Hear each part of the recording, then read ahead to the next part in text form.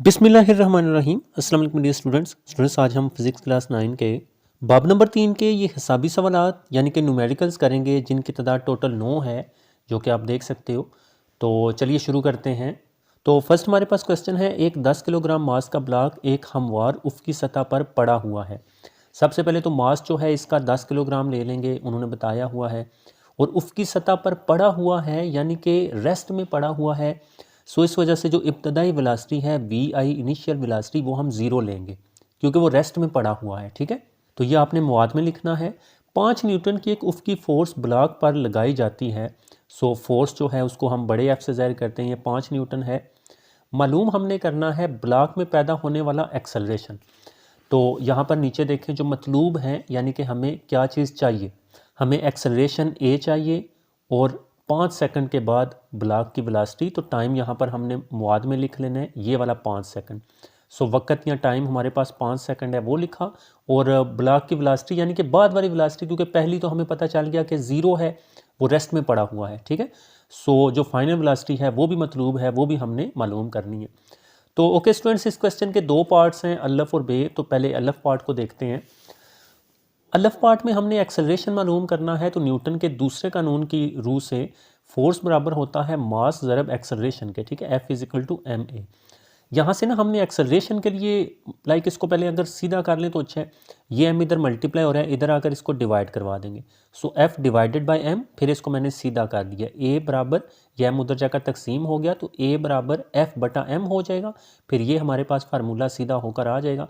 सो ये फार्मूला आपने यूज़ करना है। अच्छा जी, अब हमें ऊपर फोर्स की वैल्यू चाहिए और नीचे मास की चाहिए, जो कि हम ऑलरेडी जानते हैं कि फोर्स हमारे पास 5 न्यूटन है और मास हमारे पास 10 है। तो 5/10 काट देंगे। ठीक है, F/m। तो ओके जी, हमने ये 5/10 काट दिया। ठीक है, अब इसको आपने जस्ट कैलकुलेट कर लेना है।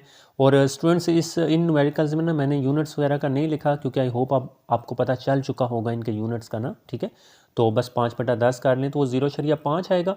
फिर उसके बाद चूँकि ये एक्सेलरेशन हम मालूम कर रहे हैं, तो एक्सेलरेशन का यूनिट लिखना आपने नहीं भूलना है एंड पर। ठीक है, तो एक्सेलरेशन का यूनिट क्या होता है, मीटर पर सेकंड स्क्वायर। ठीक है, सो इस तरह से स्टूडेंट्स ये हमारा अलफ पार्ट जो है वो हल हो जाएगा। अच्छा, आगे बे पार्ट में देखें, हमने आखिरी वेलोसिटी फाइंड करनी है। ठीक है, यानी कि वी एफ हमने फाइंड करनी है। तो इसके लिए हम हरकत की पहली मसावात लगाएंगे। तो जो हरकत की पहली मसावात होती है वो वी एफ बराबर V I plus A T है। एक्सेलरेशन अभी अभी हमने निकाला है, और वी आई ज़ीरो थी, हमें पता है वो रेस्ट में पड़ा हुआ था। और टाइम उसने 5 सेकंड देखें दिया हुआ था इसी में ना, दूसरे पार्ट में देखें 5 सेकंड के बाद। सो इस वजह से टाइम की जगह हमने 5 लिख लेना है। तो ये सारी वैल्यूज़ पुट की जगह आप जीरो तो गायब कर देंगे। 0.5 को 5 के साथ मल्टीप्लाई करेंगे तो वो 2.5 आएगा। और वेलोसिटी का जो यूनिट होता है वो मीटर फी सेकंड होता है। सो आपने एंड पर यूनिट लाजमी लिखना है। ठीक है, सो इस तरह से स्टूडेंट्स हमें ये दोनों बातें पता चल गई। तो फिर नीचे आपने नतीजा लिख देना है कि ब्लॉक का एक्सेलरेशन 0.5 मीटर पर सेकंड स्क्वायर है और आखिरी वेलोसिटी 2.5 मीटर फी सेकंड है। ठीक है, अच्छा नेक्स्ट हमारे पास दूसरा क्वेश्चन है, एक शख्स का मास 80 किलोग्राम है। तो मास आपने 80 किलोग्राम लिख लेना है। ज़मीन पर उसका वज़न कितना होगा और चांद पर उसका वज़न कितना होगा। सो अगर आप नीचे देखो ना, तो मतलूब में हमने क्या मालूम करना है, ज़मीन पर वज़न यानी कि वेट ऑन अर्थ। ठीक है, वज़न को हम इंग्लिश में वेट कहते हैं, तो इसको हम छोटे w से ज़ाहिर करते हैं फिज़िक्स में ना। और ई फॉर अर्थ है, यानी कि ज़मीन पर वज़न, वेट ऑन अर्थ, ये भी हमने मालूम करना है। और चांद पर वज़न यानी कि वेट ऑन मून, चांद के लिए मैंने m यूज़ कर लिया और अर्थ के लिए e यूज़ कर लिया। ठीक है, सो चांद पर वज़न भी हमने मालूम करना है। चलें जी, अच्छा फिर उसके बाद जो फर्दर उसने इन्फॉर्मेशन दी है, चांद पर ग्रेविटेशनल एक्सेलरेशन की कीमत 1.6 मीटर पर सेकंड स्क्वायर है। ठीक है जी, चांद पर जो ग्रेविटेशनल एक्सेलरेशन की कीमत उसने दी है, ग्रेविटेशनल एक्सेलरेशन ऑन मून, वो 1.6 मीटर पर सेकंड स्क्वायर उन्होंने ऊपर दी हुई है। लेकिन ज़मीन पर भी हमें चाहिए, ज़मीन पर उन्होंने नहीं दी स्टूडेंट्स। तो अब हम चूँकि ज़मीन के बाशिंदे हैं, हम ज़मीन पर रहते हैं, तो ज़मीन पर ग्रेविटेशनल एक्सेलरेशन की कीमत हमें पता होनी चाहिए। ठीक है, तो वो ना 10 होती है, ये तो पता है आपको। जी जो हम मोस्टली ग्रेविटेशनल एक्सेलरेशन ज़मीन की बात करते हैं तो वो 10 होती है, 10 मीटर पर सेकंड स्क्वायर। सो ये वैल्यू आपने खुद लिखनी है, ज़ुबानी याद रखनी है। ओके जी, तो ये सब इस तरह से मुआद और मतलूब हमने देखा। अब हम देखते हैं कौन से फार्मूलाज हम यूज़ करेंगे इन दोनों के लिए। तो अब जाहिर सी बात है कि हमने वज़न ही मालूम करना है, तो दोनों के लिए हम एक ही फार्मूला यूज़ करेंगे, जो कि होता है W = mg। लेकिन यहाँ पर ज़मीन पर वज़न इधर कर लेते हैं, चांद पर वज़न इधर कर लें, तो weight on Earth is equal to mass multiply by gravitational acceleration on Earth. तो बस ई है तो ई आ जाएगा। वैसे डब्ल्यू बराबर एम जी होता है, ये आपने अच्छी तरह से याद रखना है, ठीक है। अगर मास दिया गया है और वज़न मालूम करना है तो फिर ये फार्मूला आपने लगाना होता है। तो मास उसका 80 किलोग्राम दिया गया है और जो ग्रेविटी की कीमत है ज़मीन के लिए वो आप 10 लिखोगे, ठीक है। फिर इन दोनों को मल्टीप्लाई कर देंगे, 80 10 बार 800 न्यूटन हो जाएगा। तो इस तरह से ये वज़न आ जाएगा ज़मीन पर। चांद पर भी यही है, बस एम लगा देंगे। तो weight on moon is equal to M ज़रब ग्रेविटेशनल एक्सेलरेशन ऑन मून, जो कि 1.6 गिवन था। मास तो वही है 80, हाँ मास तो तब्दील नहीं होता जगह तब्दील करने से, ठीक है। तो मास 80 रहेगा, बस इधर जीएम की जगह 1.6 आ जाएगा, इधर 10 था। इन दो को मल्टीप्लाई कीजिएगा तो 128 आ जाएगा। और स्टूडेंट्स ये आपने याद रखना है कि वजन का यूनिट न्यूटन होता है, ये चीज़ आपने याद रखनी है, ठीक है। जो वजन और फोर्स है ना, हाँ उन दोनों का यूनिट जो है वो न्यूटन ही होता है, ये आपने चीज़ याद रखनी है। सो के स्टूडेंट्स अब यहाँ पर आपने नतीजा लिख लेना है, ठीक है, कि ज़मीन पर उस शख्स का वजन 800 न्यूटन और चांद पर उस शख्स का वजन 128 न्यूटन है। इस तरह से आपने ये नीचे नतीजा भी लिख लेना होता है, ठीक है। तो नेक्स्ट हमारे पास थर्ड क्वेश्चन है, 800 किलोग्राम कार की वेलोसिटी। तो मास हमें पता चल गया है 800 किलोग्राम, ये मुआद में लिखेंगे। वेलोसिटी 10 सेकंड में, तो टाइम हमें पता चल गया है, टाइम जो है वो 10 सेकंड है, वो आप लिख लीजिएगा मुआद में।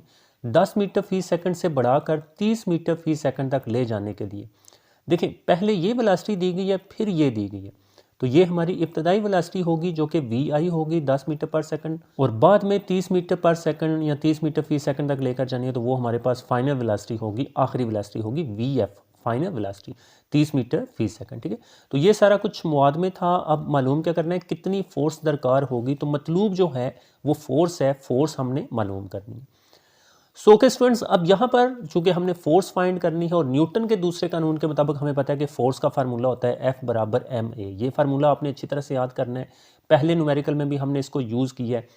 लेकिन स्टूडेंट्स यहाँ पर मसला ये है कि हमारे पास एक्सेलरेशन नहीं है, एक्सेलरेशन नहीं है, बट उसने फाइनल वेलोसिटी, इनिशियल वेलोसिटी और टाइम दिया हुआ है। और सेकंड चैप्टर में हम ऑलरेडी पढ़ चुके हैं कि जो एक्सेलरेशन का फार्मूला होता है वो V F minus V I divided by T होता है। सो कि अब इसका मतलब क्या है कि ये जो ए लिखा हुआ है ना, यहाँ से ये बात अच्छी तरह समझिएगा, ये जो ए लिखा हुआ है ना ये वाला, इसकी जगह हम ये एक्सेलरेशन का फार्मूला लिख सकते हैं, यानी कि कीमत ही पुट करनी है हमने। तो इस ए की जगह ये जो एक्सेलरेशन का फार्मूला हमने सेकंड चैप्टर में याद किया था और यूज़ भी किया था, वो यहाँ पर पुट कर देना इस ए की जगह, और ए फिर ख़त्म हो जाएगा। हाँ, इसको वैल्यू पुट करना बोलते हैं, सब्सटीट्यूशन मेथड बोलते हैं, ठीक है। सो आपने ए की जगह ये इसका फार्मूला जो होता है वी एफ मनफी V I divide by T वो लिख लेना और ब्रैकेट लगा लेनी है। अब स्टूडेंट्स ठीक है, बस ये चीज़ इसमें आपने याद रखनी है। अब बाकी सारी वैल्यूज़ हमें पता है, बस वैल्यूज़ इस फार्मूले में हमने पुट कर देनी है, ठीक है। तो मास जो है वो 800 किलोग्राम दिया गया है, आखिरी वेलोसिटी 30 है, मनफी इब्तदाई जो है वो हमारे पास 10 है, डिवाइडेड बाय टाइम भी हमारे पास 10 सेकंड दिया हुआ था। ये ऊपर देख लें डाटा जो हमने लिखा है, तो ये सारी वैल्यूज़ आपने वहाँ पर पुट कर देनी है, ओके जी। तो जब वैल्यूज़ आप पुट करोगे तो बस अब थोड़ी सी ही आगे हमने कैलकुलेशन करनी है तो हमारा इसका आंसर आ जाएगा। जैसे फॉर एग्जांपल ये सिफ़र इस सिफ़र से आप काट सकते हो ना, हाँ, तो 30 में से 10 निकाल लीजिएगा तो वो 20 आ जाएगा, ये 80 नीचे आ जाएगा, फिर 80 20 बार 1600 हो जाएगा। तो फोर्स का यूनिट न्यूटन होता है, फोर्स और वज़न दोनों का यूनिट जो है वो न्यूटन ही होता है, ठीक है। सो फोर्स हमारे पास 1600 न्यूटन आ गई। तो बस स्टूडेंट्स नीचे ये हमारे पास आंसर आ गया और नीचे नतीजा आपने लिख लेना है कि पास दरकार फोर्स 1600 न्यूटन है। अच्छा, नेक्स्ट हमारे पास फोर्थ क्वेश्चन है, 5 ग्राम मास की एक गोली। देखिए मास जो है अच्छा पहले देख लेते हैं ना फर्दर, क्योंकि इसमें दो मासेज आए हुए हैं। ये देखें नीचे भी है, ये बंदूक का मास है 10 किलोग्राम। तो चूंकि मासेज दो हैं तो इसको हम M1 ले लेते हैं और इसको हम M2 ले लेते हैं, ठीक। तो मास 1 हमारे पास 5 ग्राम है। अच्छा जी, अब यहाँ पर स्टूडेंट्स बात समझें कि फिजिक्स में जो मास का आपको पता है ऐसा यूनिट है वो किलोग्राम है। सो अगर किसी न्यूमेरिकल में मास का यूनिट ग्राम आता है तो उसको हमने किलोग्राम में चेंज करना है, ये चीज़ आपने याद रखनी है। अब कैसे करना है वो ज़रा यहाँ पर समझिएगा। ये 5 ग्राम था, हमें यहाँ पर किलो चाहिए क्योंकि हमने इसको किलोग्राम में कन्वर्ट करना है। तो किलो के साथ हमने ऊपर मतलब ये किलो खुद से लिखा, मल्टीप्लाई कर दिया, तो नीचे भी खुद से डिवाइड करना पड़ेगा ताकि इसमें और उसमें कोई फ़र्क ना रहे। अब देख लो इसमें और इसमें कोई फ़र्क नहीं है क्योंकि किलो ऊपर भी लगाया नीचे भी लगाया तो आपस में कैंसिल हो जाएगा, 5 ग्राम ही रह जाएगा। तो इसमें और इसमें कोई फ़र्क मैंने नहीं आने दिया, लेकिन किलो मुझे ऊपर चाहिए था तो ऊपर लगाया, तो नीचे मजबूरी के तौर पर लगाना पड़ेगा, ठीक है। अब ऊपर तो हमें चाहिए, ऊपर तो नहीं कुछ कर सकते, ऊपर 5 किलोग्राम ही रहने दें। नीचे इस किलो की जो वैल्यू होती है आपको पता है, जो 1 के होता है वो 10 की पावर 3, ये प्रीफिक्स हमने पढ़ी थी, ठीक है। और 10 की पावर 3 आपको पता है 10 ज़रब 10 ज़रब 10 करते हैं तो वो 1000 हो जाता है। तो इस वजह से किलो की जो वैल्यू है वो 1000 होती है, किलो की जगह 1000 आप नीचे लिखोगे, फिर 5 तकसीम 1000 आपने कैलकुलेटर पर करना है और ये किलोग्राम तो इसी तरह से आ जाएगा। तो 0.005 ये हमारे पास पहला मास जो उसने ग्राम में दिया हुआ था, इसको आपने किलोग्राम में लाजमी कन्वर्ट करना है, ठीक है। सो के स्टूडेंट्स जी, आगे गोली 300 मीटर पर सेकंड की वेलोसिटी से निकलती है, तो ये हमारे पास गोली की वेलोसिटी है। तो गोली का चूंकि मास हमने m1 लिया है, तो गोली की जो वेलोसिटी है वो भी v1 ही लेंगे, ठीक है। हाँ, तो v1 300 मीटर पर सेकंड, ये गोली की जो वेलोसिटी उन्होंने दी हुई है ना, ये वाली 300 मीटर फी सेकंड, ये आपने v1 लेनी है, ठीक है। सो फिर अगर बंदूक का मास m2 है हमारे पास, ये बंदूक का है, तो वो नीचे हम ले लेंगे। m2 जो है वो 10 किलोग्राम है, ये बंदूक का मास दिया गया है। हो तो बंदूक की पीछे की तरफ स्पीड कितनी होगी, तो बंदूक की स्पीड v2 हमने मालूम करनी है स्टूडेंट्स।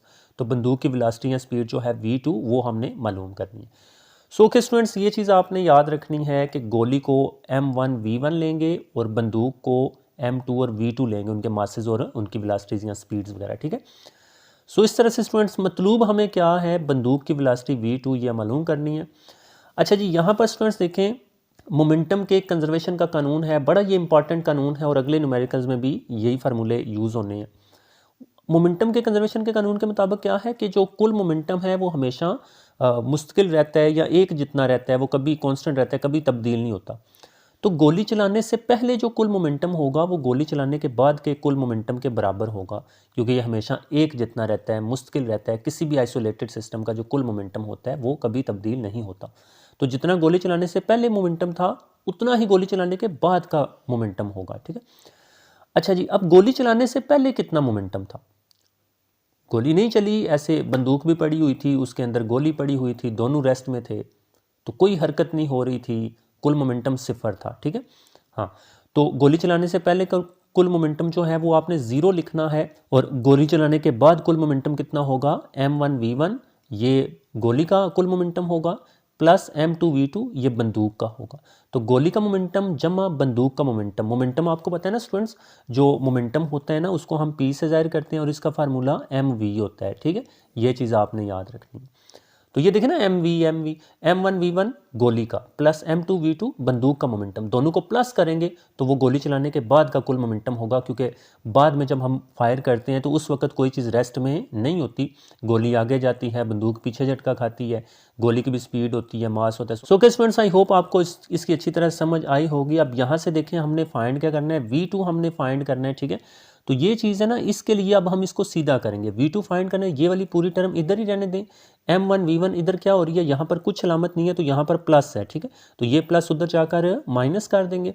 फिर उसके बाद चूंकि हमने v2 फाइंड करना है, तो ये जो m2 आपको नज़र आ रहा है इसको उधर जाकर डिवाइड करवा दें, ठीक है। तो ये जो m2 है उधर जाकर हमने डिवाइड कर दिया, तो इस तरह से ये फार्मूला हमारे पास फाइनल होकर आ जाएगा। अब इसमें हमने जस्ट वैल्यूज़ पुट करनी है जो कि ऊपर हमने लिखी हुई हैं।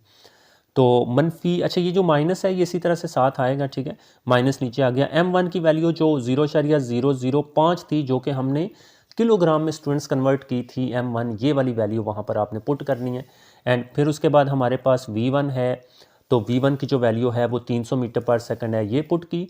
फिर उसके बाद डिवाइडेड बाय m2, मास 2 जो है वो 10 किलोग्राम था, ये देखें 10 किलोग्राम। तो इस तरह से स्टूडेंट्स ये तीनों वैल्यूज़ आपने इसमें पुट कर लेनी है, ठीक है। अब वैल्यूज़ को पुट करके इन दोनों को मल्टीप्लाई कीजिएगा कैलकुलेटर पर, फिर बराबर का वो साइन प्रेस कीजिएगा, फिर उसके बाद तकसीम 10 कर दीजिएगा, तो ये आपके पास आंसर -0.15 मीटर फी सेकंड आ जाएगा v2। सो के स्टूडेंट्स, ये हमारे पास बंदूक जिस वेलोसिटी से पीछे की तरफ झटका खाती है वो वेलोसिटी हमने निकाल ली है। और ये माइनस में क्यों आई है, माइनस जो है ना फिजिक्स में ये मुखालफ सिमत को जाहिर करता है, ये चीज़ आपने याद रखनी है, ठीक है। गोली आगे जा रही है, बंदूक पीछे आ रही है, गोली की पॉजिटिव ली थी तो इसकी माइनस ही होगी, क्योंकि ये मुखालफ सिमत में जा रही है, ये बंदूक पीछे की तरफ झटका खा रही है। सो खैर, ये हमारे पास स्टूडेंट्स आंसर आ गए। तो इस तरह से आपने लिख लेना है कि जो गोली की बंदूक की जो वेलोसिटी है वो -0.15 मीटर फी सेकंड है, ठीक है। अच्छा, नेक्स्ट हमारे पास 5वां क्वेश्चन है, एक खलान वर्द का मास 75 किलोग्राम है, वो 300 ग्राम का एक रेंच। अच्छा, खलान वर्द का मास है ना, तो इसको हम m1 ले लेते हैं, 75 किलोग्राम और यूनिट किलोग्राम में ही है, सो ये ठीक है। 300 ग्राम का एक रेंच, अब रेंच का मास जो है वो M2 लेंगे, ठीक है। उसके पास वो रेंच होता है ना, वो जो एक हथियार होता है, आपको पता है नट वगैरह को खोलने के लिए या कसने के लिए हम इस्तेमाल करते हैं, तो वो उसने ऐसे हाथ में पकड़ा हुआ है, ठीक है। तो उसका मास M2 हम लेंगे 300 ग्राम। अब अगेन वही देखें कि ग्राम में आ गए तो इसको आपने किलोग्राम में करना है, ठीक है। तो उसी तरह से अब यहाँ पर मैंने डायरेक्ट कर लिया, यहाँ पर मैंने किलो लिखा है, नीचे किलो की वैल्यू लिख दी है। हाँ, नीचे पहले के लिखा फिर उसकी वैल्यू लिख दी। लाइक पीछे मैंने आपको समझाने के लिए किया था, तो आप डायरेक्ट इस तरह से कर लिया करें। ग्राम से किलोग्राम में लेकर जाना है तो के लिखकर नीचे 1000 लिख लेंगे, ऊपर के नीचे उसकी वैल्यू, ठीक है। सो इसको जब आप डिवाइड करोगे स्टूडेंट्स तो वो आपके पास 0.3 आ जाएगा, तो मास टू हमारे पास 0.3 किलोग्राम आ गया है, ठीक है। अच्छा आगे देखते हैं। उसके बाद है रेंच है वो 3.5 मीटर फी सेकंड की स्पीड से फेंकता है, तो ये हमारे पास V2 है, क्योंकि वो M1 है, ये M2 है, तो रेंच का मास M2 लिया है, तो रेंच की जो स्पीड है वो आपने V2 लेनी है, ठीक है। 3.5 मीटर फी सेकंड ये V2 है। ओके जी, तो ये नीचे देख लें, ये रेंच की स्पीड जो है वो V2 है, 3.5 मीटर फी सेकंड, ठीक है। अच्छा आगे देखें, मालूम करें खलानवर्द की स्पीड जिससे वो पीछे की तरफ हरकत करता है। तो खलानवर्द का जो मास था वो M1 था, तो इसकी जो स्पीड है वो V1 होगी, जो कि हमने मालूम करनी है। तो मतलब क्या है, V1 खलानवर्द की स्पीड V1 ये मालूम करनी है। अच्छा फिर उसके बाद बे पार्ट में खलानवर्द का 30 मिनट में तय करदा फासला। पहले तो देखें वक्त उन्होंने दिया हुआ है टाइम 30 मिनट, तो इसका पहले समझ लें, ये भी आपने मुआद में ही लिखना है। तो वक्त टाइम है ये 30 मिनट है, पता है कि जो टाइम है या वक्त है उसका ऐसा यूनिट जो है वो सेकंड होता है। तो अगर मिनट में हमें कोई चीज़ दी गई है तो उसको हमने सेकंड में कन्वर्ट करनी है, और ये बात हमें पता है कि 1 मिनट में 60 सेकंड होते हैं। तो ये जो 1 मिनट यहाँ पर लिखा होता है इसकी जगह हमने 60 सेकंड लिख देना और मल्टीप्लाई कर देना है। मिनटों को सेकंडों में करना है तो 60 के साथ ज़रब कर दिया जाता है, ठीक है। सो इस तरह से आप जब इनको ज़रब करोगे तो वो 1800 सेकंड आ जाएगा, तो टाइम हमारे पास 1800 सेकंड निकल कर आ जाएगा। अब बे पार्ट में मतलब क्या है, तय करता फासला, तो फासले को हम एस से ज़ाहिर करते हैं। तो देखें खलानवर्द का फासला एस, ये हमने मालूम करना है, ठीक है। तो ये दो चीज़ें हमने मालूम करनी है, दो चीज़ें मतलूब हैं, डाटा हमने ऊपर ये सारा लिख लिया है। अब हम देखते हैं अलफ पार्ट को, कि अलफ पार्ट में, अच्छा अलफ पार्ट जो है वो उसी तरह से जैसे पिछला क्वेश्चन हमने किया है। मोमेंटम के कंजर्वेशन के कानून के मुताबिक रेंच फेंकने से पहले कुल मोमेंटम बराबर होगा रेंच फेंकने के बाद कुल मोमेंटम के। अच्छा अब यहाँ पर देखें स्टूडेंट्स, रेंच फेंकने से पहले कुल मोमेंटम कितना था। खलानवर्द था, एस्ट्रोनॉट था, ठीक है, उसने रेंच अपने हाथ में स्पेस में ऐसे पकड़ा हुआ था, कोई उसने अभी फेंका नहीं है, सिर्फ पकड़ा था, रेस्ट में थे दोनों, तो ज़ीरो। वही बात, गोली चलने से पहले कुल मोमेंटम ज़ीरो है, तो रेंच फेंकने से पहले कुल मोमेंटम भी ज़ीरो होगा, क्योंकि कोई हरकत उसमें नहीं हो रही, ठीक है।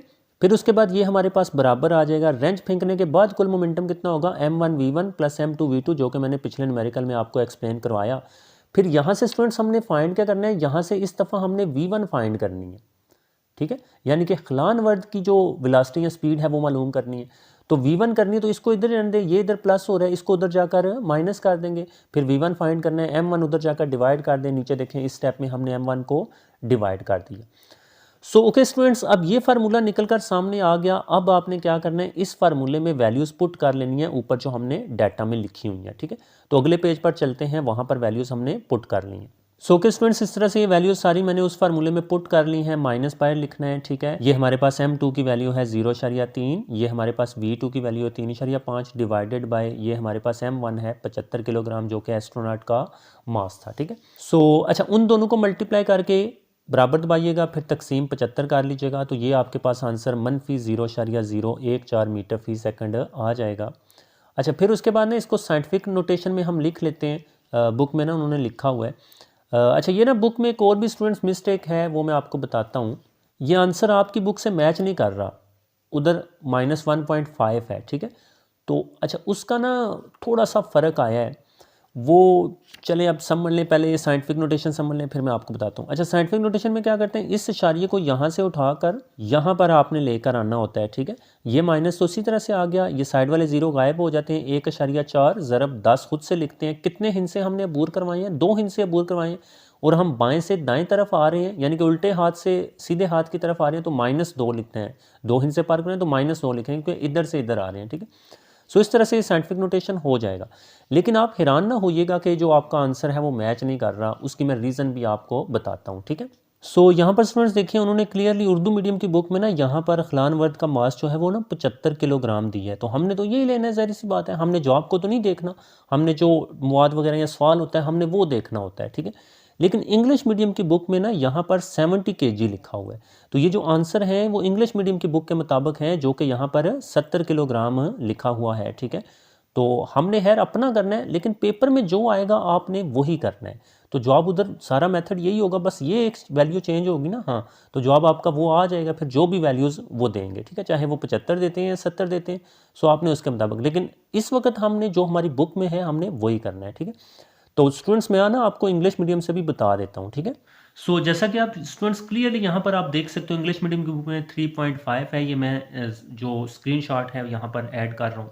क्लियरली उन्होंने मास का देखें, जो एस्ट्रोनॉट्स का मास है वो 70 किलोग्राम दिया हुआ है, लेकिन हमारी बुक में 75 किलोग्राम है। तो हमने 75 किलोग्राम जब लिया ना, तो आंसर थोड़ा सा इससे मतलब अलहदा आया। ठीक है, तो ये उन्होंने 70 किलोग्राम के लिहाज से दिया हुआ है इंग्लिश मीडियम की बुक, तो हमने यही करना है स्टूडेंट्स। इस तरह से ये आपके पास V1 आ जाएगी। ठीक है, अच्छा, फिर उसके बाद जो बे पार्ट है उसमें हमने खलान वर्ड का जो 30 मिनट में, यानी कि 30 मिनट को हमने चेंज किया था, वो 1800 सेकंड आया था। 30 मिनट में जो फासला तय हुआ है वो भी मालूम करना है। तो फासले के लिए बड़ा सिंपल होता है, S बराबर VT। अब यहाँ पर देखें क्या है, हमने रेंज का फासला तो नहीं मालूम करना, हमने किसका फासला मालूम करना है, एस्ट्रोनॉट का। तो फिर जो स्पीड लिखेंगे वो भी एस्ट्रोनॉट की लिखेंगे, और एस्ट्रोनॉट को या एस्ट्रोनॉमर को, या जो खलान वर्द लिखा हुआ है उर्दू मीडियम की बुक में ना, उसका हमने V1 लिया हुआ है। तो यहाँ S बराबर V1 ज़रब T करना है, V2 नहीं करना। V2 रेंज की स्पीड है। ठीक है, हाँ, तो V1 ज़रब T, और V1 अभी हमने निकाली है, तो ये आपने S बराबर इसी तरह से लिख लेना है। V1 की जगह ये वाली वैल्यू लिख लेंगे, ये वाली वैल्यू लिख लें, जो मर्जी। वैसे ये मैंने लिख ली है क्योंकि इसको आगे कैलकुलेट करना कैलकुलेटर से आसान होगा। ठीक है, उन्होंने जवाब इस फॉर्म में दिया, तो इस वजह से इसको हमने साइंसी तरकीब में कन्वर्ट कर लिया था। तो मनफी नहीं लिखना यहाँ पर, याद रखिएगा। क्यों? क्योंकि फासला जो है वो कभी मनफी नहीं हो सकता। और ये जो मनफी की ऊपर निशानी आई है ना, ये वाली, ये सिर्फ यही बता रही है कि रेंच अगर आगे जाएगा तो एस्ट्रोनॉट पीछे आएगा। ये सिर्फ डायरेक्शन के लिए माइनस साथ में आ जाती है। ठीक है, कि रेंच की और खलान वर्द की जो स्पीड या वेलोसिटी है वो अपोजिट डायरेक्शन में है। तो यहाँ पर माइनस नहीं लिखना, यहाँ पर सिर्फ इसकी अददी कीमत लिखनी है। वो V1 लिखी, फिर उसके बाद टाइम को हमने कन्वर्ट किया था, 30 मिनट में 1800 सेकंड होते हैं, वो लिखें, इन दोनों को ज़रब कर दें, 25.2 मीटर आएगा, जो कि स्टूडेंट्स अगेन हमारा आंसर उससे थोड़ा सा डेविएट हो गया या थोड़ा सा चेंज हो गया, वहाँ पर 27 मीटर है। क्योंकि वो इसी की वजह से ना, क्योंकि ये थोड़ी वो मतलब हमने अपने लिहाज से किया, तो इसका आंसर भी हमारे लिहाज से ही आएगा जो उर्दू मीडियम की बुक में डाटा दिया हुआ है। सो कि स्टूडेंट्स इस चीज़ से आपने परेशान नहीं होना, सारा प्रोसेस समझ लेना है, जो भी पेपर में फिर वैल्यू आए वही आपने पुट करनी है, वैल्यू को आप खुद से चेंज नहीं कर सकते हो। ठीक है, सो इस तरह से स्टूडेंट्स नीचे जो हमारे पास नतीजा होगा वो आपने लिख लेना है कि पास खलान वर्द की पीछे की तरफ स्पीड 1.4 ज़रब 10 की ताकत -2 मीटर फी सेकंड है। अब इधर भी माइनस नहीं लिखना, क्योंकि पीछे की तरफ हो गया तो वो पता चल गया कि मुखालिफ सिमत में जाएगा, रेंच आगे जाएगा और वो पीछे, तो यहाँ माइनस लगाने की ज़रूरत नहीं है, और ये वैसे हमने अददी कीमत बताई है। ठीक है, और 30 मिनट में तय करदा फासला ये जो आया 25.2 मीटर ये है। तो इस तरह से नतीजा आपने लिख लेना। अच्छा, नेक्स्ट हमारे पास छठा क्वेश्चन है, एक माल गाड़ी की 6.5 ज़रब 10 की ताकत 3 किलोग्राम मास की बोगी।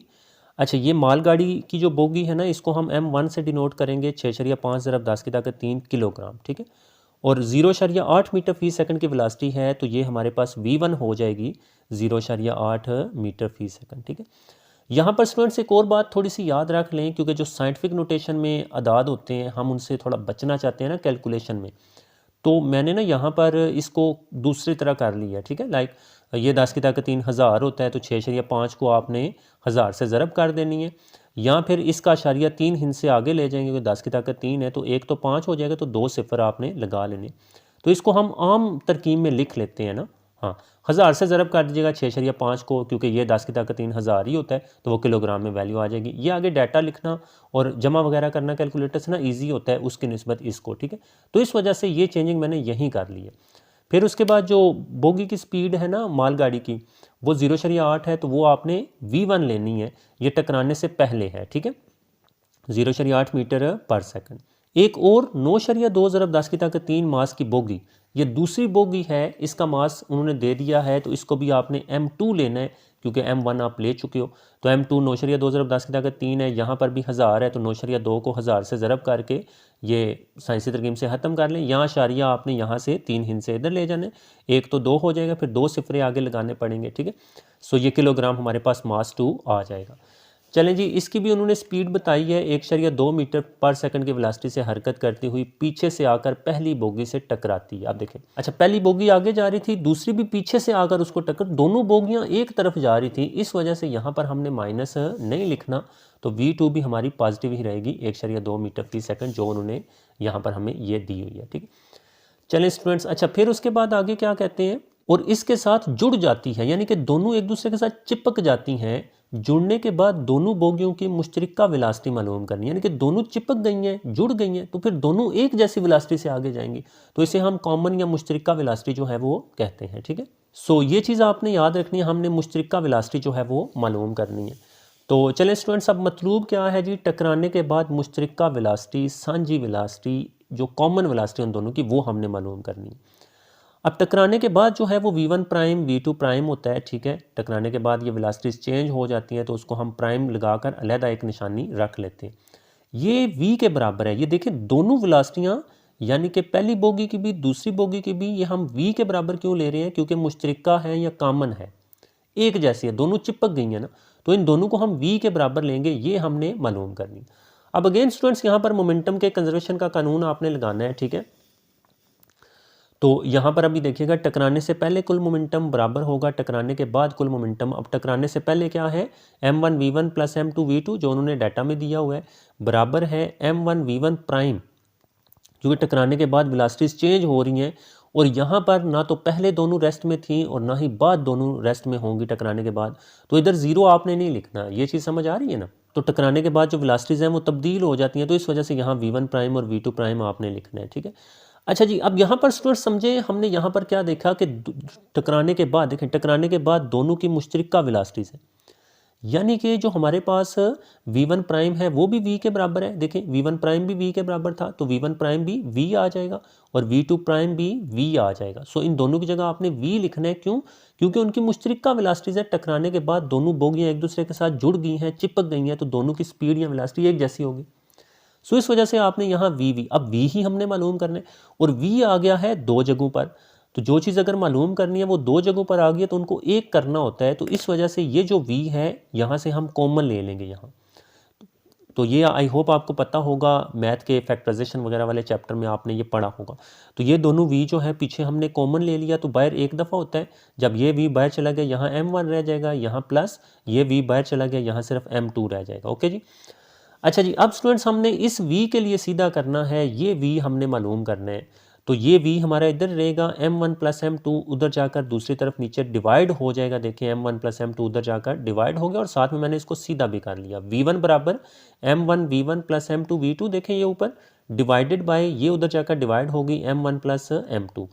अच्छा जी, अब इसमें स्टूडेंट्स हमने वैल्यूज़ जो है वो पुट करनी है, इस तरह से इस फार्मूले में हमने ये वैल्यूज़ पुट करनी है। m1 जो पहली मालगाड़ी की बोगी थी उसका मास 6500 किलोग्राम आया था, उन्होंने 6.5 ज़रब 10 की ताकत 3 किलोग्राम दिया था, लेकिन हमने 1000 से ज़रब करके चेंज कर लिया था, और उसकी जो स्पीड थी वो 0.8 थी, प्लस m2 जो पीछे से बोगी आई थी उसका मास 9.2 ज़रब 10 की ताकत 3 था, हमने 1000 से ज़रब किया था, वो 9200 आया था। ठीक है, ये लिखा, और उसकी स्पीड उससे ज़्यादा थी, इसी वजह से पीछे से आकर टकराई थी, तो वो 1.2 उन्होंने बताई हुई थी, डिवाइडेड बाय नीचे इन दोनों मासेस को ही हमने प्लस कर देना। ओके जी, अच्छा ये वैल्यूज़ इस तरह से आपने लिख लेनी है। अब आगे अगर आप देखोगे तो यहाँ पर हमारे पास मल्टीप्लाई करना है। ठीक है, इन दो रकमों को मल्टीप्लाई कीजिएगा, 5200 आएगा, प्लस इन दो को करेंगे तो 11040 आएगा, और नीचे इन दोनों को जमा करना है, ऊपर उन दो को ज़रब करना है आपस में, और नीचे इन दो को जमा कर लें तो वो 15700, फिर इन दो को जमा करके लिखेंगे 16240, ये नीचे इसी तरह से आ गया। ठीक है, एंड जब आप इसको तकसीम करोगे तो वो आपके पास आंसर आ जाएगा 1.03 मीटर फी सेकंड। तकरीबन ये थोड़ा सा भी आगे कुछ और डिजिट्स भी हैं, लेकिन वो 5 से छोटे हैं, तो इसको राउंड ऑफ मतलब बढ़ाना नहीं है। ठीक है, तो तकरीबन ये 1.03 मीटर पर सेकंड आपका जवाब आ जाएगा। सो इस तरह से स्टूडेंट्स आपने नतीजा लिख लेना है कि दोनों बोगियों की जो मुश्तरका वेलोसिटी है वो 1.03 मीटर फी सेकंड है। ठीक है जी, अच्छा नेक्स्ट हमारे पास 7वां न्यूमेरिकल है, एक 55 किलोग्राम मास का साइकिल सवार 5 किलोग्राम मास के बाईसाइकिल की सवारी करता है। अच्छा जी, अब यहाँ पर देखें m1 हमारे पास 55 किलोग्राम है जो कि उस शख्स का मास है। ठीक है, m2 उसके साइकिल का मास है 5 किलोग्राम। सो इस तरह से कुल मास जो है साइकिल सवार और बाईसाइकिल दोनों का वो इन दोनों को प्लस कर लेंगे, तो कुल मास m हमने लेना है, m1 plus m2 55 kilogram plus 5 kilogram को जमा करेंगे तो ये हमारे पास 60 किलोग्राम आ जाएगा। सो इस तरह से स्टूडेंट्स कुल मास आपने m मालूम कर लेना पहले। वो रेस्ट की हालत से चलता है, यानी कि उसकी जो इब्तदाई वेलोसिटी है वो, या इब्तदाई स्पीड है, इनिशियल स्पीड वो 0 है, क्योंकि उन्होंने क्लियरली लिखा है कि वो रेस्ट की हालत से चलना उसने शुरू किया है, ठीक है। और 8 सेकंड तक 90 न्यूटन की फोर्स लगाता है। तो अच्छा यहाँ पर क्या है, अगले 8 सेकंड भी हैं, तो 2 टाइम आ गए, तो इसको हम T1 ले लेते हैं। तो T1 हमारे पास 8 सेकंड है, 90 न्यूटन की फोर्स है, तो फोर्स हमने नीचे ये 90 न्यूटन ले ली, और अगले 8 सेकंड तक यकसा स्पीड से हरकत जारी रखता है, तो अगले 8 सेकंड को T2 हम ले लेंगे, जो एक जैसी स्पीड से मतलब चलता है। सो हमने मालूम करना है साइकिल सवार का कुल तय करदा फासला।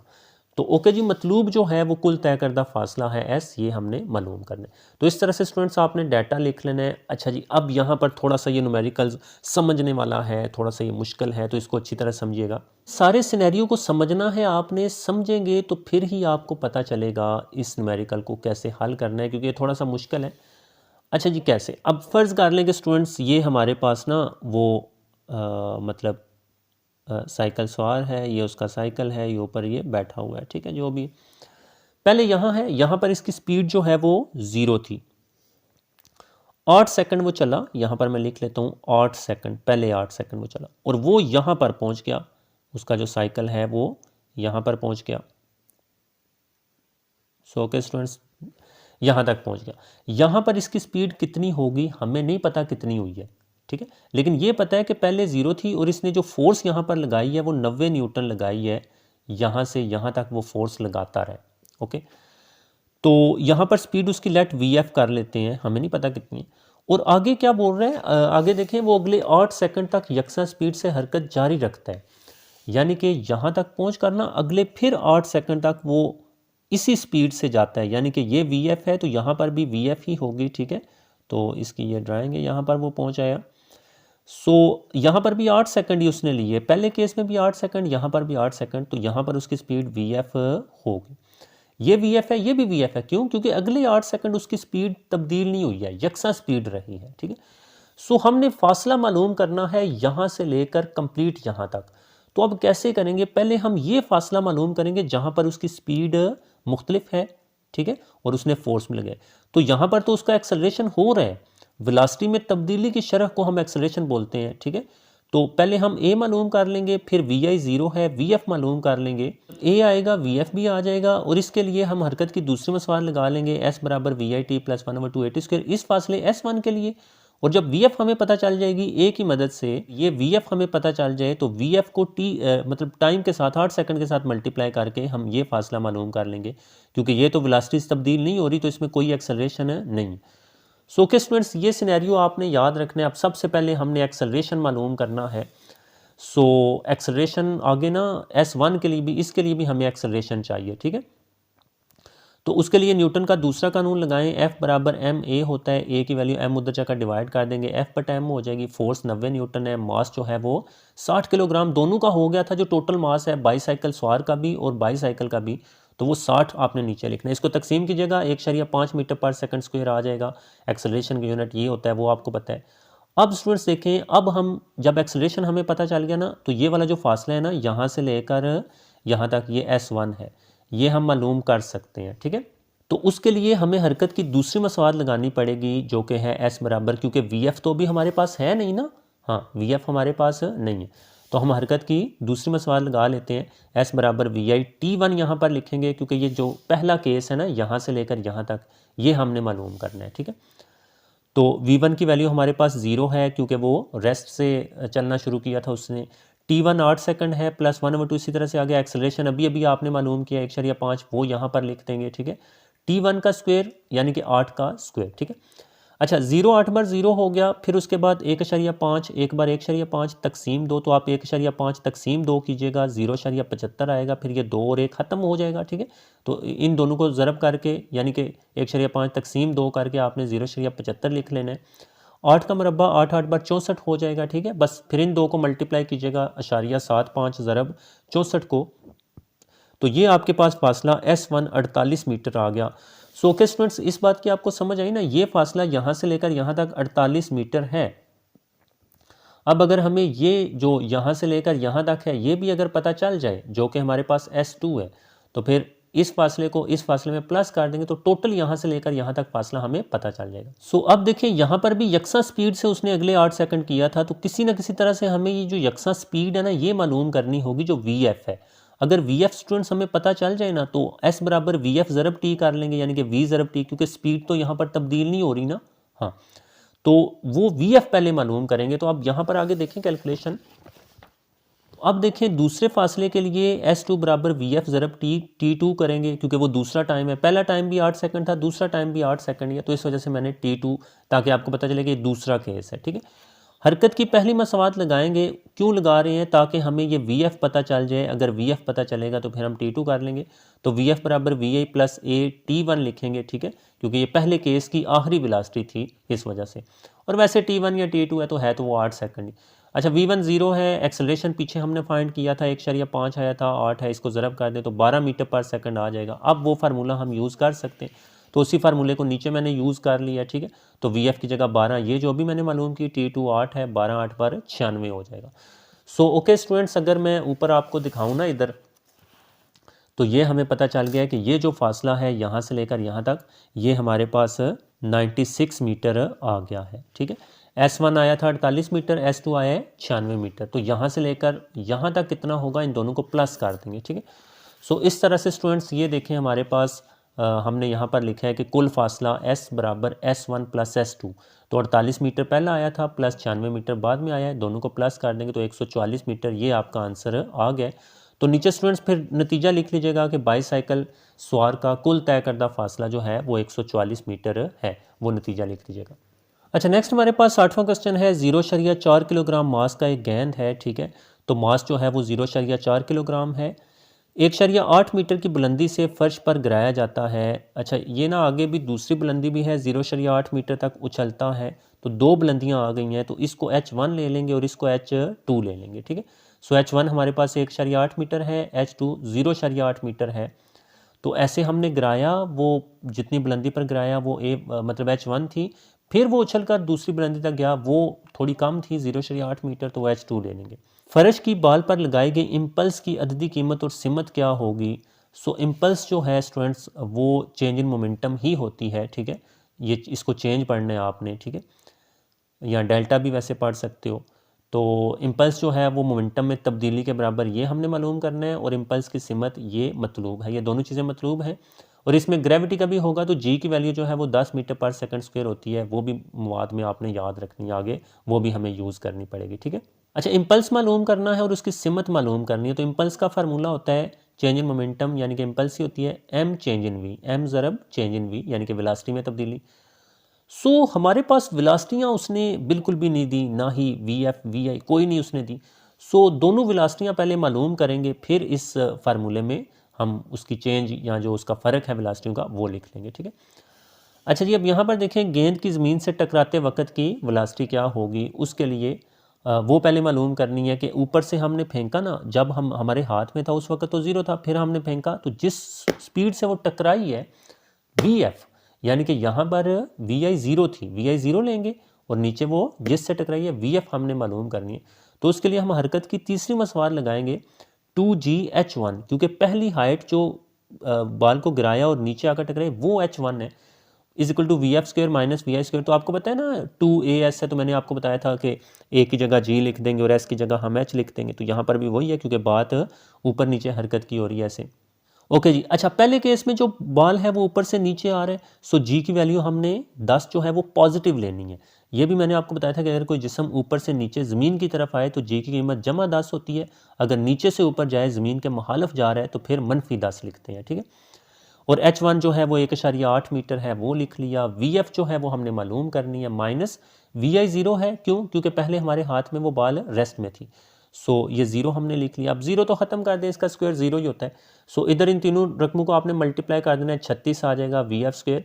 अच्छा जी, अब स्टूडेंट्स क्या करना है, इसको सीधा कर लें, VF स्क्वायर इधर ले आए, 36 इधर ले आए, दोनों तरफ जज़र ले लेंगे। जज़र क्यों लिया? इस मुरब्बे को ख़त्म करने के लिए, ताकि ये जज़र और मुरब्बा आपस में कट जाए तो VF हमारे पास आ जाएगा। और 36 का जज़र आपको पता है 6 होता है, 6 6 बार 3600, इसका यूनिट मीटर फी सेकंड है। ये नीचे की तरफ है, ये जो वेलोसिटी VF आई है ये ऊपर से नीचे की तरफ थी ना। हाँ, अच्छा, वेलोसिटी मतलब वो है ना, इम्पल्स जो है जब टकराएगा थोड़ी देर के लिए उसी वक्त होता है। तो टकराती कोई चीज़ कैसे है? पहले जाकर उसने हिट किया, फिर ऊपर उछला। तो ये जो वेलोसिटी हमने फाइंड की है ना, ये ज़मीन पर टकराने की है, जैसे टकराई है जाकर जिससे, VF वो हमने मालूम कर लिया। अब दूसरी उसी वक्त वेलोसिटी होगी जिस वेलोसिटी से वो उछला है, ये वो वेलोसिटी है जिससे वो टकराया। अब जिससे वो उछला है तो उसके लिए हमने जिस वेलोसिटी से गेंद उछला वो मालूम करना है। उसके लिए हम 2GH2 लिखेंगे। क्यों? क्योंकि ये बाद वाली बुलंदी है, उछलने के बाद जो ऊपर गया है H2, जो कि 0.8 थी, ठीक है। और यहाँ पर स्टूडेंट्स देखें, आप प्राइम आप लिख लीजिएगा, क्योंकि VI और VF ऊपर हम यूज़ कर चुके हैं ना, ऊपर से नीचे आने वाले के लिए। अब जब उछल कर नीचे से ऊपर जाएगा तो उसके लिए हमने फ़र्क रखने के लिए प्राइम प्राइम कर लिया, ठीक है। सो ये चीज़ आपने याद रखनी है। अब यहाँ पर 2, इसी तरह से G की वैल्यू माइनस क्यों मैं लिख रहा हूँ? क्योंकि अब वो वेलोसिटी ऊपर जा रही है ना, हाँ, उछल कर ऊपर जा रही है। इस वजह से जब कोई जिस्म ज़मीन के मुखालिफ जाए ऊपर की तरफ, तो उसके लिए जो G की वैल्यू है या ग्रेविटेशनल एक्सेलरेशन की वैल्यू, वो -10 हो जाती है। तो वो आपने लिखा। H2 जो है उन्होंने दिया था 0.8, वो लिखा। यहाँ पर स्टूडेंट्स देखिए, VF फाइनल वेलोसिटी क्यों 0 ली है? अब ये भी देखें, अभी ऊपर से जो नीचे आया उसको भूल जाएं, अब ये नीचे से ऊपर जा रहा है। बात समझ रहे हैं ना? हाँ, तो जब कोई भी जिस्म नीचे से ऊपर जाता है तो ऊपर जाकर, जैसे ऐसे है ना, फॉर एग्जांपल ये समझ लें कि ज़मीन है, यहाँ से ऊपर जा रहा है, ऊपर जाकर एक लम्हे रुकेगा, फिर वो नीचे आएगा। तो इस वजह से कोई भी जिस्म ऊपर जाकर एक लम्हे रुकता है, उस वजह से हमने इसकी जो फाइनल वेलोसिटी लेनी होती है वो 0 लेनी होती है, क्योंकि ये नीचे से ऊपर जा रहा है, ऊपर जाकर रुकेगा ना। हाँ, और इनिशियल जो है V1 प्राइम वो हमने फाइंड करनी है। ओके जी। फिर उसके बाद स्टूडेंट्स इन तीनों नंबरों को, ये माइनस तो इसी तरह से आ जाएगा, इन तीनों नंबरों को मल्टीप्लाई कर लीजिएगा, वो 16 आ जाएगा। इधर ये 0 गायब होगा, बट ये माइनस VI प्राइम का स्क्वायर लिखना है तो माइनस इधर आएगा। फिर उसके बाद स्टूडेंट्स ये माइनस इस माइनस से कट हो जाता है, ठीक है। तो ये इसको सीधा कर लें, V1 प्राइम का स्क्वायर इज इक्वल टू 16। अब इसका दोनों तरफ हम जज़र ले लेंगे अगले पेज पर। तो ये देख लें स्टूडेंट्स, हमने इसका जज़र ले लिया दोनों तरफ ताकि ये मुरब्बा ख़त्म हो जाए। ये जज़र और मुरब्बा आपस में कट हो जाएंगे। V1 प्राइम जो है हमारे पास, अच्छा, ये यहाँ पर देखें 16 का जज़र लोगे ना आप तो वो 4 आएगा। मैंने माइनस क्यों लिखा है, ये बड़ा ज़रूरी है यहाँ पर समझना। -4 मीटर पर सेकंड मैंने क्यों लिखा है? क्योंकि ये वेलोसिटी ऊपर की तरफ है। पहली जो पिछली हमने VF मालूम की थी वो ऊपर से नीचे की तरफ थी, और ये नीचे से ऊपर की तरफ है। तो फिज़िक्स में जब भी दो वेलोसिटियाँ ऐसी हों कि एक नीचे हो दूसरी ऊपर हो, या एक दाएं हो दूसरी बाएं हो, तो अगर दाएं वाले को प्लस लिया तो बाएं वाले को माइनस लेंगे। अगर ऊपर से नीचे प्लस लिया तो नीचे से ऊपर माइनस लेनी पड़ती है, क्योंकि उनकी सिमतें चेंज होती हैं। इस वजह से यहाँ पर आपने माइनस लेना है ऊपर की तरफ। देखें क्लियरली मैंने लिखा है ऊपर की तरफ, और पिछली नीचे की तरफ थी, तो नीचे की तरफ हमने प्लस ली, ऊपर की तरफ हम माइनस लेंगे। ओके जी। अच्छा, अब चले स्टूडेंट्स, हम रेडी टू गो हैं। दोनों वेलोसिटीज हमने मालूम कर ली हैं। अब इम्पल्स का formula change in P is equal to M change in V होता है। चेंज इन P ही इम्पल्स होता है, ठीक है, इज इक्वल टू M। इसी तरह से आगे अब यहाँ पर थोड़ा सा है कि चेंज इन V का क्या होता है, फाइनल वेलोसिटी मनफी इनिशियल वेलोसिटी होती है, या जो ज़्यादा वेलोसिटी उसमें से कम माइनस कर देंगे आप, ठीक है। ये VF की वैल्यू जो पहले 6 आई थी वो लिखी, ये वाला माइनस इधर आ गया। V1 प्राइम की वैल्यू ये जो -4 आई है वो लिखेंगे, तो इसको ब्रैकेट में लिखेंगे, बाद में ये माइनस माइनस प्लस हो जाएगा, ठीक है। 6 जमा 4 करेंगे तो हमारे पास 10 आ जाएगा। ये जो मास की वैल्यू 0.4 है वो इसी तरह से आ रही है, फिर इन दोनों को ज़रब कर दीजिएगा तो वो आपके पास आंसर जो है वो 4 आएगा। अब इम्पल्स बराबर change in P is equal to 4 newton second. ये जो न्यूटन सेकंड है ये इम्पल्स का यूनिट होता है, ये आपने याद रखना है, ठीक है। अच्छा जी, अब है कि उसकी डायरेक्शन क्या है, तो इम्पल्स की सिमत किधर होगी, ऊपर की तरफ होगी। क्यों? क्योंकि वो ऊपर की तरफ ही जा रहे हैं ना। हाँ, मतलब ऐसे ज़मीन से टकरा कर ऊपर की तरफ उसमें इम्पल्स हुई है, इसी वजह से वो टकरा कर वापस चला गया। तो इम्पल्स की जो ओवरऑल सिमत है वो ऊपर की तरफ है, क्योंकि वो ऊपर ही टकरा कर फर्श से जाएगा ना, इस वजह से। ये भी आपने जवाब में लिखना है। फिर उसके बाद स्टूडेंट्स नीचे नतीजा आप लिख दो कि पास इम्पल्स की अददी कीमत 4 न्यूटन सेकंड और सिमत ऊपर की तरफ है, ठीक है। अच्छा, नेक्स्ट हमारे पास लास्ट क्वेश्चन है। 0.2 किलोग्राम और 0.4 किलोग्राम के दो बाल हैं, तो M1 0.2 किलोग्राम ले लें, M2 0.4 किलोग्राम ले लें। बिल तरतीब का मतलब क्या होता है कि ये M1 है ना, तो ये इसी की V1 है, यानी कि पहली वेलोसिटी है। ये बाद में है, ये बाद में वेलोसिटी है, तो इसकी वेलोसिटी ये है। बिल तरतीब का ये मतलब है। सो ये M1 है, ये V1 है, ये M2 है, ये V2 है। तो वो आपने ये डाटा लिख लेना है। अच्छा, यहाँ पर स्टूडेंट्स एक बड़ी इंपॉर्टेंट बात है, वेलोसिटी से एक दूसरे की तरफ जा रहे हैं। अच्छा, यहाँ पर बात को समझना है, ये हमारे पास V2 है, ठीक है, 5 मीटर पर सेकंड, लेकिन यहाँ पर मैंने माइनस क्यों लिखा है, इस चीज़ को हम समझना चाह रहे हैं। वो कह रहे हैं कि ये एक बाल है, ये एक बाल है, दोनों एक दूसरे की तरफ आ रहे हैं ऐसे, तो दोनों की वेलोसिटीज अपोजिट हैं। एक जो है ये वाली देखें, ये बाएं तरफ जा रही है और वो दाएं तरफ आ रही है, तो पहली को हमने प्लस लिया है, दूसरी को माइनस लेना पड़ेगा। ये बड़ी इंपॉर्टेंट बात है इस न्यूमेरिकल में, ठीक है, क्योंकि दोनों एक दूसरे की मुखालफ सिमत में जा रही है, एक दूसरे की तरफ है तो मुखालफ ही होगी ना, ये बाएं जा रही है वो दाएं आ रही है, तो ये मुखालफ सिमत होती है। तो पहली को हमने प्लस लिया है तो इसको हम माइनस लेंगे, इस वजह से ये आपने माइनस का साइन यहाँ पर लाजमी यूज़ करना है, ये मुखालफ सिमत है, आप लिख लीजिएगा, ठीक है। अच्छा जी, ओके जी। अच्छा, फिर आगे देखते हैं क्या है। टकराव के बाद 0.2 किलोग्राम बाल की वेलोसिटी 6 मीटर पर सेकंड हो जाती है। जो 0.2 किलोग्राम था वो M1 था, तो ये हमारे पास टकराने के बाद V1 वाली की होगी, तो V1 प्राइम उसको हम लिखेंगे, V1 हो चुकी है ना, ये V1 थी, ये V1 प्राइम है, तो इस वजह से V1 प्राइम आपने 6 मीटर फी सेकंड लेनी है। और 0.4 किलोग्राम बाल की वेलोसिटी क्या होगी, 0.4 M2 था, तो ये उसकी V2 प्राइम होगी। तो V2 प्राइम मालूम करनी है, ये मतलूब है V2 प्राइम, ठीक है। तो आगे स्टूडेंट्स देखिए, यहाँ पर भी हमने मोमेंटम के कंजर्वेशन का कानून ही यूज़ करना है, ठीक है। टकराने से पहले कुल मोमेंटम बराबर होता है टकराने के बाद कुल मोमेंटम के, ठीक है। तो वही M1 V1 plus M2 V2 और टकराने के बाद प्राइम हो गई हैं, वो हमने देख लिया, M1 V1 prime plus M2 V2 prime. अच्छा, यहाँ से हमने ना V2 प्राइम जो है ना ये मालूम करना है, तो पहले सारी चले वैल्यूज़ पुट कर लेते हैं, फिर देखते हैं। सो इनमें वैल्यूज़ पुट करें, ये M1 की 0.2, V1 की 20, M2 की 0.4, V2 की माइनस लिखनी है, -5, देखें आपको माइनस नज़र आ रहा है, ठीक है। फिर उसके बाद M1 की 0.2, V1 प्राइम 6 उसने दी हुई थी, M2 की 0.4 है, V2 प्राइम हमने फाइंड करनी है। सारी वैल्यूज़ इन फार्मूलाज में पुट कीजिएगा। अच्छा, अब आगे देखें, तो जब हम ये वैल्यूज़ पुट कर लेंगे, फिर उसके बाद आपने इस तरह से लाइक कैलकुलेशन कर लेनी है, ठीक है। 0.2 को 20 के साथ मल्टीप्लाई करें 4, यहाँ पर देखें प्लस माइनस, ये माइनस है, ठीक है, प्लस माइनस माइनस, ओके जी।